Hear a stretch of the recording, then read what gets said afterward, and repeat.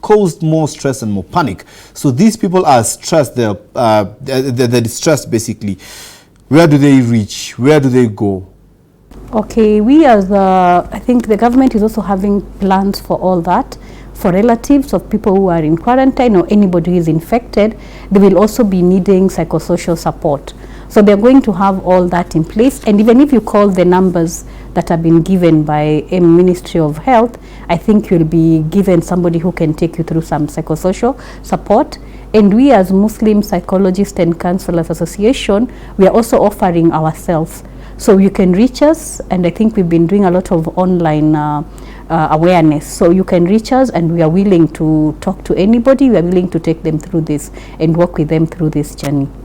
Thanks so much, Ms. Riziki Ahmed, for that. I'm being pressured that you need to go on a break and pay your bills. But before that, I need to tell you that Amina Yusuf Nassim, who's a nurse in Sweden, is on the line and will be joining us on the other end of the show. Dr. Muna Abdi Aden is still with us, and there's still a lot of questions that you can also take part in it. 21951 is our SMS line. 07547077007 is our call-in number. Call in and ask your questions to the doctors. But this and many more after the break.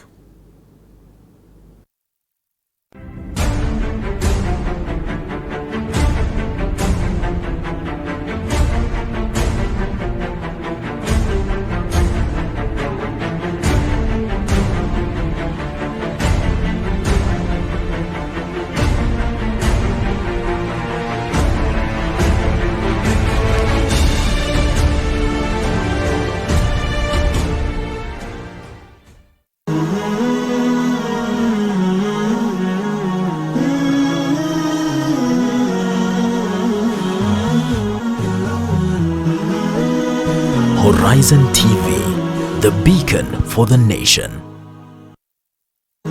You're watching Horizon TV, the beacon for the nation.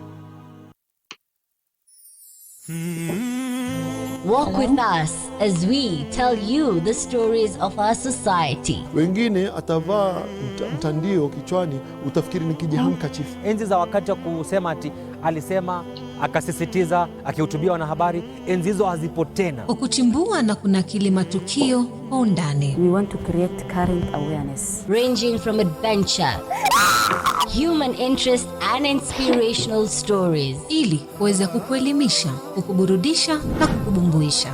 Words have been said, but now it is time to lay the foundation that will impact the world. Terrorism is terrorism, no matter who is behind the trigger.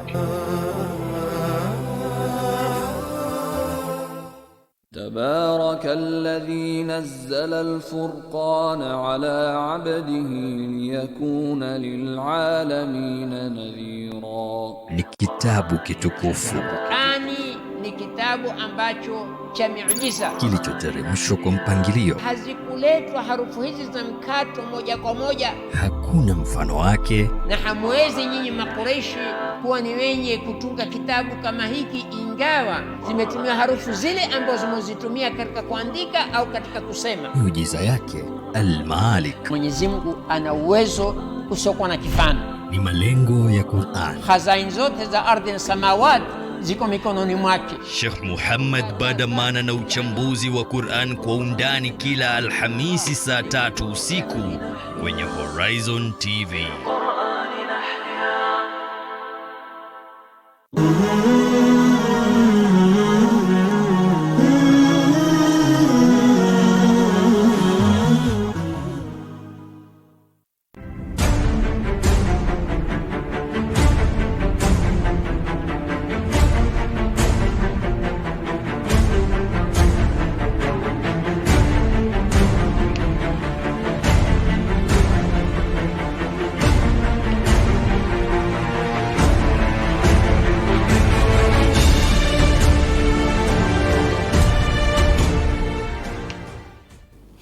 Thank you so much and welcome back. Thank you so much for keeping it live, Royal Talk. I'm just looking at the latest figures on this matters corona, and the total number stands at 1 million. My goodness, subhanallah. I just looked at it 10 minutes ago, and right now I refreshed my page. New figures coming up. This is worldometers.info. 1,000,000 30,199 total number of infected persons in this country. 54,198 deaths so far, and 219,837. Looking at the mortality rate, stands at 20%.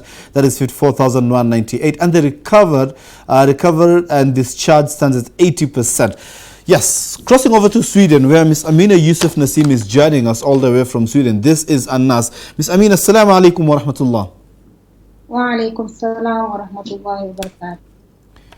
Miss Amina, can you hear me? Assalamu alaikum wa rahmatullah. Wa alaikum salam wa rahmatullahi wa barakatuh. Thank you so much for joining us, Miss Amina. Now, as it stands, out of the 1,030,199, Sweden confirmed cases stands at 5,568, and the total death stands at 308,000. Basically, the mortality rate coming to around 5.5%, and the recovery rate coming at 1.8%. As medics, what are you doing in your country to contain this virus? Actually, we have been doing a lot of things. Isolation is very, very important, especially now. Isolation is the most important thing. And then people have to take care of themselves. Hygiene, washing their hands, washing their face, and keeping the distance. Would you mind maybe try and be a bit audible and actually increase the volume because you're gonna for audibility purposes, if you don't mind. Now you're telling us about you as medics, what you're doing in your country to try and contain this virus. Would you mind coming again? Yeah, as I said, the most important thing is the isolation. People should stay home. But from as late as last week, still public gathering in cafeterias and some schools are still open in your country. So how does this isolation basically take place in the country? Actually, you are right, but there is a lot of changes in everything that we are doing just now. The restaurants are open, but there is a whole lot of distancing there. People are not allowed more than 10, 25 people at a table. And the tables in such a way that there is one table between them. Okay. If I can quote Professor Peter Nilsson from Lund University, a professor in the schools of epidemiology, says that let the professionals make the decision. Professor says that in other countries all over the world, politicians and quote-unquote other leaders have been leading in making some medical decisions on behalf of the nation. And in this particular state, he said that in Sweden, let the medics play their role in making the decision, coming up with a special way of containing the virus. Would you mind shedding some more light on that? Yeah. First of all, Sweden is actually very good with giving information. I work with the Uppsala commune, and we have a website which we have always had even for coronavirus, and we get daily information. And it's not only just the day. As soon as something comes in, we are informed. We get it via email, home, and also get it in the website. So information, very, very. Again, the same Professor Peter Nilsson, that's very good. Thanks so much for that. Again, the same Professor Nilsson from Lund University, again, I quote, he said that we should do everything we can to avoid the second and the third wave, which may hit harder. And of course, from this, the assumption is that they are trying to work on something. And I assume you as a medic, you might have some insights on that. What are you trying to do to avoid the second and the third wave that may come? Just now, we are actually expecting second wave. Sweden has been hit very hard, compare it to the other, because maybe Swedish people are actually not very social. They don't have big families. They always are a little bit shy. They try to keep their distances even before. So maybe that helps really. Thank you so much.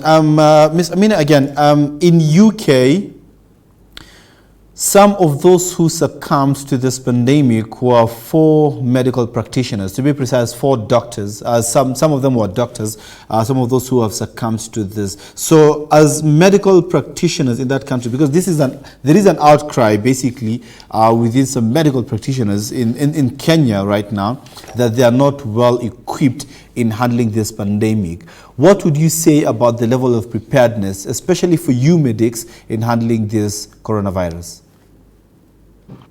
Right now, we the health workers are I am actually very worried. Okay. I don't think Kenya is good for this. We in Sweden, we have a very good hospital care. We have all everything, but maybe it's harder. We will be out because right now things like this there is very. We could go to any chemist and get it. Now it's finished, so it can also be. Okay, so again, I'm just going to ask, as the medical practitioners, do you have the gears that are necessary to address this pandemic? And Yes. still, as health workers, what are you doing in terms of sensitizing the community regarding this pandemic? Yeah, right now we have stopped any visitations to the hospital. The patients that can only call by staff. They are not allowed to come and visit the patients. And we who, before you get inside the hospital, you have to sanitize your hands before you get in. When you get in, you have to change into your uniform and maybe wash your clothes. We have all this. And then especially where we are working limited patients, you cannot run from this patient. If you are side 2 patients, then you have to keep this one. So use the spread. Okay. Thanks so much, Ms. Amina. Before I let you go, something else that you seem to be quite passionate about is regarding the state of the economy since COVID-19 struck in your country, the number of jobs that has been lost, the number of businesses that have been closed. Would you mind telling us about the state of your economy since this pandemic struck? Yeah, Sweden actually takes very good care of the jobless. Right now, we have something that is called current start. That is, if you're sick, then the first day you don't get paid. But since coronavirus, that one has been taken. You start getting 80% salary from day 1 until 14 days. That is without a doctor. After 2 weeks, then you get a certificate from the doctor. And you can stay for as long as you want. And then income insurance. And you will still get of your salary. Wow. Thank you so much. That was Amina Yusuf, all the way from Sweden. Later on in the show, we're going to be joined by John Faella, who's a journalist with DWTV, based in Berlin, Germany. And of course, later on in the show, we're going to be joined by a freelance journalist who goes by the name Ashti Jafar, who is doing great things in Kibra. Now I'm going to go over to Dr. Muna Aden. Doctari, in your view as an infectious disease control specialist, what is the best way forward to reduce the effect of pandemic on the vulnerable people in our communities? First, I think it's important to define who are the vulnerable people in our communities. And these are people who are 60 years old and above, who may or may not suffer from what we call non-communicable diseases, something like hypertension, diabetes, maybe on chemotherapy for cancer, immunodeficiency, so a state like maybe being HIV positive, or suffering from TB can also be considered a comorbid in our situation. So understanding that is very important. Pregnancy, especially malnourished pregnant women, can also be said to be a vulnerable group. Now, how do we protect the vulnerable in our community? It's a matter of everybody adopting what we call social and collective responsibility. Everybody saying that this is indeed upon me. How this turns out is upon each and every single one of us. It's about washing your hands. It's about observing the infection prevention and control measures that have been so far outlined. I would advise everybody to, go ahead and look up legitimate sources of information, whether it's the WHO website or the CDC website, on how best to protect yourself as well as your loved ones. Now, I'm going to also suggest a very brilliant idea. This was suggested by one of my professors from the London School of Hygiene, where he suggested that in areas of camps, or in situations where we have a lot of people occupying a small area, there can be something that they refer to as radical shielding. And what does this mean? It means that bringing together the vulnerable in a population and trying to protect them by isolating them. It can be at a household level, maybe assigning a room to them. It can be at a neighborhood level, whereby you put you pull together the vulnerable people and you try and protect them by minimizing their contact with the non-vulnerable in the society. And I find it a brilliant idea, and it's definitely something that we can explore. Okay, thank you so much, Dr. Mona. There again, I'm being told that we need to go and pay our bills. But again, just some facts that you need to check. Couple of hours ago, initially, Germany stood at number 5 in terms of the countries which are worst hit by this pandemic, COVID-19. But again, I'm just refreshing again the tab right now, and Germany comes number 4, just before Italy, Spain, USA respectively. And coming immediately after Germany is China. Germany stands at 5,063 cases. This and much more after the break, because we're going to talk to Jonathan Feiler, journalist with WTV, who's based in Berlin, Germany. Don't go away. We're going to be back after the break.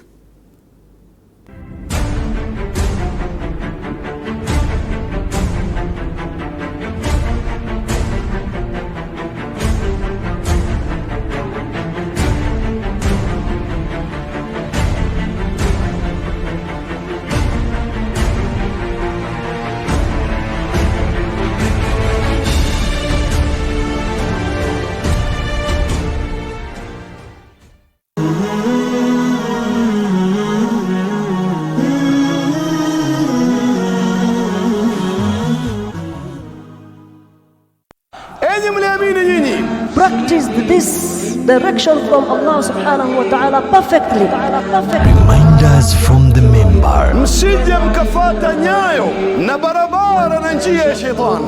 Saa ingine Muslim anafikiria ni kupata mali neema. With the best of Hatibs. We tasted the pleasure, the sweetness of ibadah, because the Prophet ﷺ said, there are no times that can be equal to these days except maybe. Tune in to Horizon TV and watch the khutbahs from different masajid every Tuesday and Thursday at 5 p.m.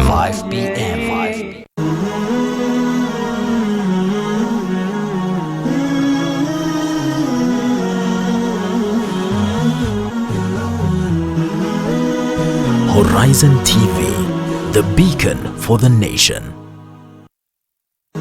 You're watching Horizon TV, the beacon for the nation. Walk with us as we tell you the stories of our society. Wengine atavaa mtandio kichwani, utafikiri ni kijihandkerchief. Enzi za wakati wa kusema ati alisema, akasisitiza, akihutubia wanahabari, enzi hizo hazipo tena. Kwa kuchimbua na kunakili matukio kwa undani. We want to create current awareness. Hello. Adventure. Hello. Human interest and inspirational stories. Ili kuweza kuelimisha, kukuburudisha na kukumbusha. Words have been said. Now it is time to lay the foundation that will impact the world. Oh, okay. Terrorism is terrorism. Can you hear me? No matter who is behind. I don't hear you at all. Huh. How do I do that? Hello? Hello? Faisal, can you hear me? You can hear me, but I don't hear you at all.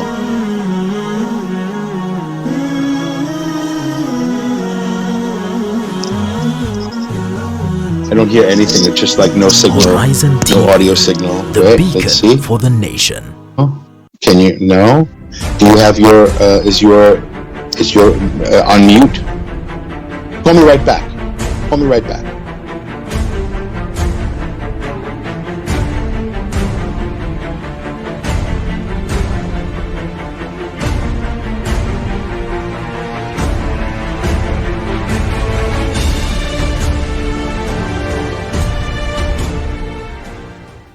Starting it at number 5 is Germany with 85,063 new cases in the last 24 hours, stand at 269. I was just having a word with Dr. Mona here, and she was telling me that that's actually a good thing. Death so far, new death so far, stands at 4, that is in the last, again, 24 hours, and total recovered stands at 22,440. Active cases as you're speaking is 61,512. So that means that total recovered cases in Germany is 22,440, and total deaths are at 1,000. We're going to be joined by Jonathan Faela, a journalist with DWTV based in Berlin, Germany. Jonathan, salam alaikum. Jonathan, salam alaikum. Alaikum salam. Do you hear me, Faisal? Yeah, I can hear you, brother. Well, I can hear you right, so good. Can you hear me? Okay, great. I can hear you fine. Welcome. Just a few minutes ago, as we were talking, a couple of hours ago in the morning, that you were standing at number 6, but as it is right now, you've jumped ahead of China, who was standing with 81,000 confirmed cases. How did this happen within very few hours? Well, you know, it's a very disastrous virus. You know, it's very contagious. And all I know is that in Germany, we're practicing social distancing very strongly. And, you know, the German government suggested it. The Chancellor, Angela Merkel, suggested it, said that it could be possible if we don't do that, that up to 70 people will be infected with the 70% of the German population would be infected with the virus. So Germans take it very seriously, social distancing. And you don't really need to impose it by law. Germans like to do what they're told to do. You know, here in Germany we have a very good health system, right? There are enough hospital beds here. You know, we have reliable COVID-19 tests, so that's helping to keep the numbers down. If you look at the rampant runaway numbers in Italy and even Spain these days, you could see that although Germany is in position number 4, we're way below those levels. And I think it just has to do with the fact that Germans are taking this seriously. They've changed their habits, you know. I mean, in my part of Germany that I live in, it's very normal to shake hands. If you have a group of 20 people, let's say 10 women, 10 men, then all the women will shake hands with each other first, and then the men will go and shake all the hands of the women, and then the men will shake their hands. Well, that has completely dropped away now. People are not touching each other. The big joke is that people will take a football leg kick and kick each other in the foot, and that's how they say hello. Nice. Talk of social distancing. Yeah, you told me that has really been addressed. But talk of curfew. and the limited times that the Germans have to themselves and to go out and do shopping, how has that affected the daily life of the Germans per se? Oh, well, I think the main way that it's affected the life of Germans is that they're all posting crazy videos of what they do in quarantine, either with their pets or they'll form a band and start singing a song with each other. So I think there's a little bit of they're going a little stir crazy at this point, but I think they're overcoming it with their humor pretty much. Not to mention about how the state of your economy, the way it has been affected greatly, Mr. Jonathan. Would you mind to shed some more light on that? The number of businesses that have closed down. Well, you see it when you go out on the streets. The only businesses that are open are the pharmacies, the supermarkets, and not a whole lot else. So there really are no options for going out. If you want to go to a restaurant, you can't, but most of the restaurants now have switched over to doing takeout and pickup and delivery services. They're trying to keep their businesses afloat. But a lot of small businesses, a lot of private businesses are going under. Luckily, the German government is responding. They're offering financial help to businesses. You hear a lot of the businessmen saying, well, it's a nice gesture, but it's not going to help me stay afloat, And when it comes to like bigger companies, let's say, middle and large size companies in Germany, Germany has a system called short work, or in the German word is Kurzarbeit, meaning rather than laying off their employees, German companies try to reduce their hours so that they can retain everyone, even in the bad times. So a lot of companies are going into the short work mode. I know, for instance, at Deutsche Welle, where fewer and fewer people are at the station. I'm in home office right now, for example, working from home. You see that a lot too. A lot of companies have said for years and years, working from home does not work at all, and now they're finding, working from home works. That's interesting, Jonathan. That is quite interesting, Jonathan. You told me that you guys have tried to do the self-isolation, and you're trying together with the government that they're trying to take some measures and some steps in trying to contain this virus. But again, if anything, we're seeing the numbers increasing day by day, like 269 new cases over the past 24 hours. What then would be the cause of this spread of the virus? Well, I think the main cause of the spread of the virus is not being aware that you have it. So let's say I go to work at my job. I come in contact with the COVID-19 virus, but let's say that I don't have very strong symptoms. But you're working from home, so how will you get it at work? You're working from home. Well, correct? I'm not kidding. I'm just posing a theoretical situation. I know, exactly. Okay. So, and of course, same here, because most of the Germans are working from home, correct? All I wanted to say was that, so let's say I go home, I've been exposed to the virus, I give it to my kids. They don't react, they've come in contact, but they're stronger. But then we go and visit grandma and grandpa on the weekend, and I don't know I have it, but grandma and grandpa's immune systems are compromised because they're much older. So you're not just isolating for yourself to keep yourself healthy. You're isolating to keep everyone healthy. So, we say, I miss you so much, and that's why I'm staying away. That's the new way of looking at it, yeah, the Flipside, that's what you're talking about tonight, Yeah, so I'm asking, yes, there is the social distancing, there is the curfew, there is the limited movement on the streets of Germany, all over the country. But again, the numbers are still increasing, and that's what I'm failing to understand. If that was meant to contain the spread of the virus, and the virus is still spreading, then how is the virus still spreading? Besides you having the curfew and the isolation and all that. Right? Because there's a certain point where you contact the virus, and then you may be asymptomatic for 20 days. Yeah. You know, and then suddenly it breaks out. So I think there are a lot of people that have had the virus and their bodies are just incubating it at the moment. They're not actively suffering from any symptoms. So I think we're seeing a lag. Yeah. I think we're seeing a lag right now. And hopefully the curve is still being flattened, you know. Of course, there are new cases every day. The question is, are there less and less and less new cases every day? So I think that's the goal here. Yeah. Nice, Mr. Jonathan. Before I let you go, I'm just going to ask you this. On the flip side, what can you term as the silver lining of this global pandemic that has hit the world?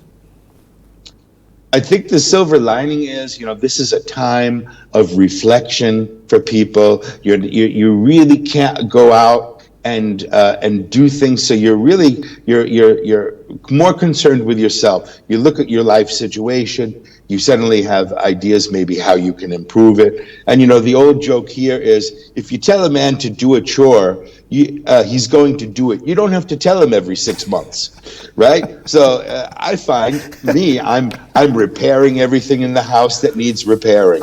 I'm writing things that I've always wanted to write, but I didn't have the time. I'm doing creative projects with people online that I would never have done otherwise. So I think it's a time of reflection. I think it's a time of adaptation, and I think we're all adapting to it. It's going to change the way we behave. It's not going to be normal to shake hands in Germany, in this part of Germany that I live in anymore, at least until this crisis is over. But even after the crisis is over, I'm sure the Germans will be making a joke. Should we shake hands or not? Yeah. Oh, yes. What next after COVID-19? Thank you so much, Mr. Jonathan Faisal, for that. Thank you so much. Faisal, it was my pleasure. Thank you for having me. Thank you so much. Thanks so much for making time. Okay, Ms. Riziki, just very, very quickly, I'm just going to take it from where Jonathan made a joke on regarding the life after coronavirus. Just very quickly before you go on a very short break, very quickly, life after coronavirus, shake hands and hugs and everything. What do you think is going to be the effect of it after this pandemic is over? Okay, like I said, I think mental wellness is one of the biggest casualties of COVID-19.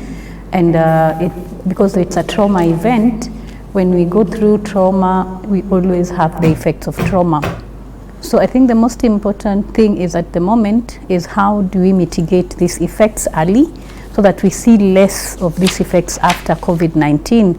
So this psychosocial support we are talking about is something that needs to be offered, and everybody needs to take care of themselves. And the most important thing is to remember we are not talking of social isolation, we are saying social distancing. So even as you do the social distancing, make sure that you keep communicating with your close loved ones, you keep talking to people that you care about, and you always have a communication and a support system. So everybody has to create a support system and also gain a sense of control. Remember, one thing that is creating all this anxiety is because we are feeling like we have lost control of our daily lives. We are used to waking up, going out, doing everything we want to do, our children going to school. So now everything is not within our control. We don't know what the government maybe will bring up as a measure tomorrow. So we don't have control. So we look at what is it that I can control at the moment. I can control certain things within my life. I work with that and I create my own routine, and also look at the silver lining in everything. Let's not be very negative. Let's be a bit more positive. Let's look at what is working. You're having more time maybe with your children. You're having more time with your spouse. You can do all those things you never got the time to do. You can read that book. You can write that book. Like, look at what is the nice aspect of this vis-a-vis only the negativity. And then let's not overstimulate ourselves with information. Lord, don't be the person... Okay, apologies for that.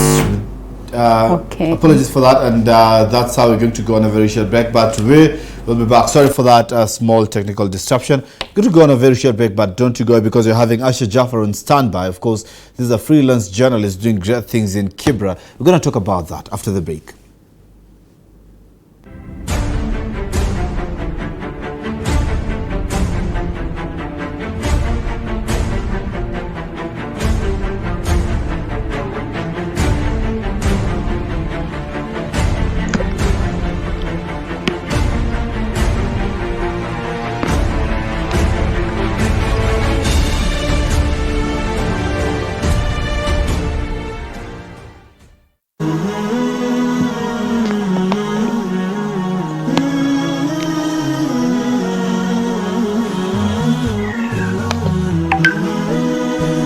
Horizon TV, the beacon for the nation.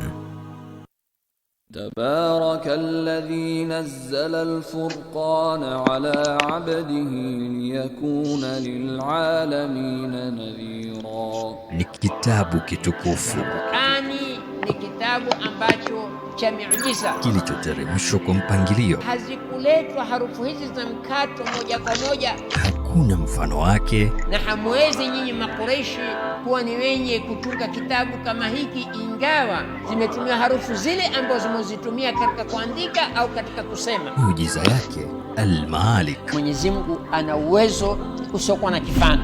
Ni malengo ya Qur'an. Khazain zote za ardhi na samawati ziko mikononi mwake. Sheikh Muhammad Badamana na uchambuzi wa Qur'an kwa undani kila Alhamisi saa 3 usiku kwenye Horizon TV.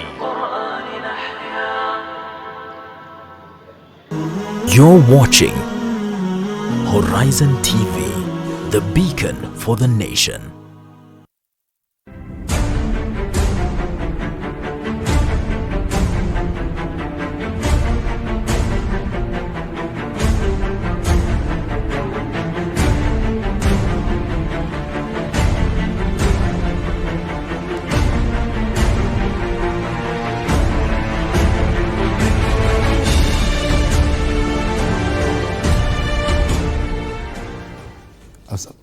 Assalamu alaikum warahmatullahi wabarakatuh. Welcome back to Live Real Talk, where we are talking about the flip side of the COVID-19. Mr. Riziki Ahmed, sorry, before the technical disruption, you were saying something.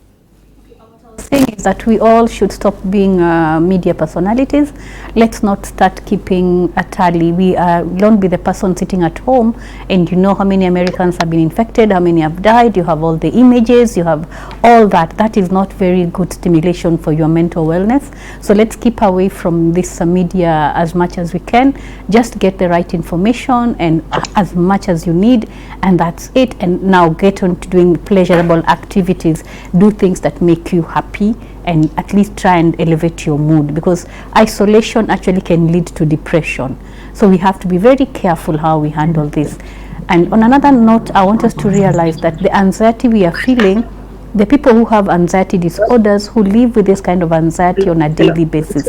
So we're actually learning how it feels for some people. So we'll be more empathetic towards people when we hear they have an anxiety disorder or they have depression. Oh, okay, thank you so much. Before I come to you, Ms. Muna Abdi, I'm told that Asha Jafar is already on call. Asha Jafar, assalamu alaikum. Wa alaikum salam. How are you? Salaam sana. Thank you so much for making time to join us. No problem. It's a pleasure. You are on record saying, Ms. Asha Jafar, you're on record saying that staying at home is a privilege and self-distancing is a privilege. This was in 24th of March 2020. Would you mind shedding some more light what you meant by that? I was born and raised in Kibra, and Kibra is one of the biggest slums in Africa, and people live like in so close contact that actually telling people to social distance, to self-isolate is actually a privilege. And also when you walk around the streets, you'll find people walking in very close, what is it called? They're very close. Houses are very close. If you enter into someone's house and you just sit in, it's a 8 by 6. It's 8 by 6. It's meters house, and yeah, it's really hard to. How can I explain it? It's really hard to actually distance yourself in a place that is very crowded and overpopulated. You'll find even the kids, sometimes they're playing around, and when you try to tell them, you don't have to be in close contact with each other, and this is how they have been raised to play, and they do not understand, how do I sit in the house and not not sit in the house and not be in 1 meter what is it away. Called yes, from someone. So that is actually a privilege, and it's really hard to maintain it in Kibra, even though we keep sensitizing people about the need of keeping away and staying 1 meter away from everyone. Nice. You've also taken the deputy president more or less on the same day, head to head on Twitter, saying, if I can quote your tweet, but you've mentioned, William Ruto. People cannot afford to pay rent. They need food and water. I haven't heard of any government relief plans to help. The only way we can manage to keep people home is we ensure that they are provided with what makes them go out every day. That is food and shelter. That was your tweet on the same day, 24th of March. You've seen you doing some amazing job. That is collecting, mobilizing resources and actually going out and distributing to families around Kibra. According to kibra.org.uk, you're having a 250,000 population. How many have you fed so far? Through the fundraising we started on the 23rd of March, we have been able to feed 100 families already. And then on Monday, we are feeding another 100 families. So far, by Monday, we'll have 200 families already fed. And what we are doing is we go house to house. This is not based on speculation. We go into someone's house. We have to look at if they can afford to survive this COVID pandemic or not. Or if, some like Kibera, not every single person lives under $2 a day. There's some people who alhamdulillah, mashallah, they can survive during this period, but some people cannot. So what we do is we go to someone's house and we look and we ask a few questions like, how much do you earn? How many kids do you have? If whatever is happening now, how is it affecting you? And Kibera, most people depend on casual work. So you'll find they're either construction workers, they're either house helps, they either do, very very technical work that does not have full contract or benefits or medical benefits. So you'll find that, a lot of people are actually struggling, and 200, I was even telling some of my friends 200 is very little compared to, 500,000 people that want to be fed in Kibra. Nice. You applied for the COVID-19 emergency relief for journalists. Any good news from that? Yes. In terms of resource mobilization? I'm still waiting for feedback because right now this is just an initiative. We are not registered. We've partnered with a few organizations in the slums, and we do not have funds. We are depending on the goodwill of individuals on Twitter and on Facebook, and individual ask, like calling people and texting. So these funds will actually help us to keep us moving and write stories and things like that. Because in Kenya, a lot of people are blindsided by the fact that when you tell people to stay at home, not so many people will stay at home. They will go and look for food and rent. Nice. Census of family differs. There are some big families and other small families. So whatever is in the package, is it equal, or are you doing an equal package or equitable as per the need of the family? We are trying to be as fair as possible, so it's all equal. We are not giving special bags to anyone. Because what we are targeting is only families that cannot afford to get a salary during this time.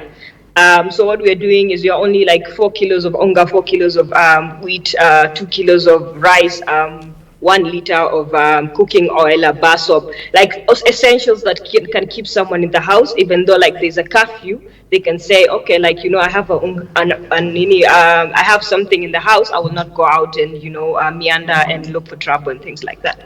Okay, tell us about the protective measures that the volunteers are taking amidst this pandemic, because the volunteers are the one distributing this food, and the government and the medics are actually encouraging social distancing.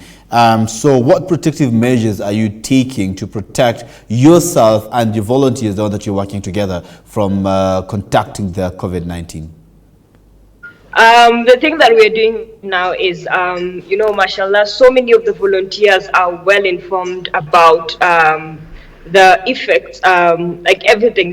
We are all informed about what the things that if we do it, it will put us in trouble. So what we are doing is we maintain a 1 meter distance. Another thing is we wear masks. There's a guy called Abido. He makes like kitenge masks, and he has distributed to all volunteers in the community. We have sanitizers, and what we have told our volunteers is every time you leave someone's house, you have to sanitize and make sure the other person has sanitized themselves. And also, like, in our package, you have soap. So if you go to someone's house, we tell them, this soap is not for, washing your house and everything. It's just to make sure that you actually stay clean and protect yourself. So as volunteers, we are also aware of, we are putting ourselves at the risk of all this, and we are trying to, read all the information right now. In the beginning, it was said the mask was not necessary, but right now we are looking at it as, something that is very, very important, and we are telling all our volunteers to make sure in our next drive, in our first drive, we were not aware. But in our next drive, which is happening on Monday or Sunday, we will, like all our volunteers will have to wear masks for protection. Nice. Before I let you go, Ms. Asha, just tell us about if one would want to take part maybe in donating and contributing towards your kitty in trying to feed the residents of Kibra. How would one go about it? So we have an Mchanga account, and also people can contact us directly through my phone number, which is 0725 826 268. Would you mind repeating that again? Trying to get my just repeat that again. 0725 826 268. 268. Okay, can the same number be used for beneficiaries as well? Someone who is in need, can he or she contact the same number? Yeah, so far our resources are only allowing us to get to people born and raised in Kibra. So if it's someone who is in need, they can feel free to contact me or any person from the team. And but because I've given out my number, it's easy to contact me through that number, and then I will get. We have village representatives, so if they come from a different village, I'll be able to put them in contact with them. Yes, so yeah, that number is open for sponsors, volunteers, people who are in need, and everything. Oh, thank you so much, Ms. Asha Jafar. Thank you so much. That was Ms. Asha Jafar, all the way from Kibra, a freelance journalist, doing great things. Ms. Muna Abdi Aden. Sorry, again, I cut you short. You were saying something again regarding this pandemic and the preventive measures. Well, I wanted to comment a little bit about the German situation. I think Germany is doing a great job because at least they are aware of how many people are truly infected, up to a certain extent that is. That way they're able to pick up their asymptomatic infections and, isolate and treat them.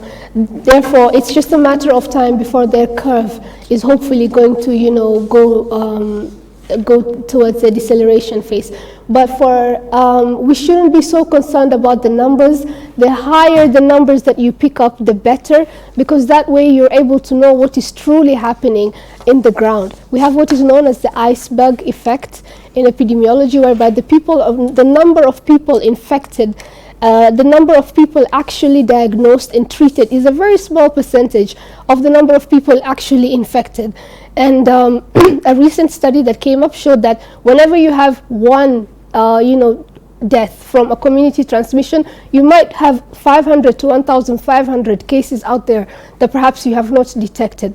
So the numbers are not something that we should run with and feel safe about as Kenyans. We should know that, we may not have tested enough. So at this point in time, it's about as much as possible, adhering to what has been recommended in terms of infection prevention and control. And I also would like to add to one more thing, and this is a comment about, Aisha Jafar, where she said that, social distancing is a privilege for many of us Kenyans, and that's very true, because unless you're able to provide people with basic needs, it's difficult to tell them to stay at home. So at this point in time, it's important to look at, how best can we resolve this while we keep our economy running. And that is why, for me, as an infection disease control specialist, I feel that focusing on vulnerable groups at this point in time is something that we should do, because at that way we're able to focus not only our testing, but also our health services, and not overwhelm, because we have the vulnerable groups. These are the people who are likely to die in case they are infected. we should be able to identify them, test them, and isolate them, and maybe adopt what I suggested earlier in terms of radical shielding, and hopefully that way we'll be able to explore how best we can handle this as a country. Wow, thank you. Being Dr. Amina Abdi, I'm being threatened. Dr. Mohammed, I wanted to come to you, but I'm being forced, and we are encroaching into some other person's time. So I'm going to leave you with an